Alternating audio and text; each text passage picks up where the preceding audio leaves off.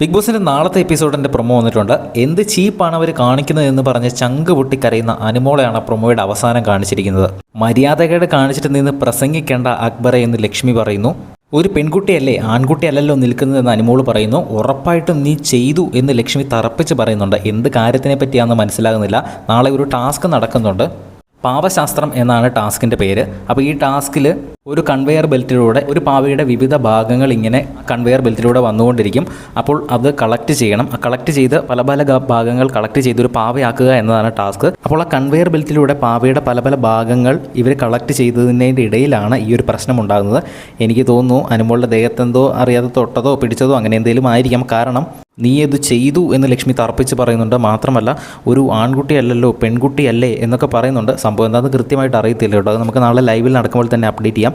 എന്തായാലും പ്രൊമോയുടെ ഏറ്റവും അവസാനം ചങ്ക് പൊട്ടി കരഞ്ഞുകൊണ്ടിരിക്കുന്ന അനുമോളെയാണ് കാണിച്ചിരിക്കുന്നത്. ഒരു ഞെട്ടിക്കുന്ന പ്രൊമോ തന്നെയാണ്. നമുക്ക് നോക്കാം എന്താണ് സംഭവിക്കുന്നതെന്ന് ലൈവായിട്ട് അപ്ഡേറ്റ് ചെയ്യാം. അത് കാണുന്നതിനായിട്ട് ചാനൽ ഒന്ന് സബ്സ്ക്രൈബ് ചെയ്യുക.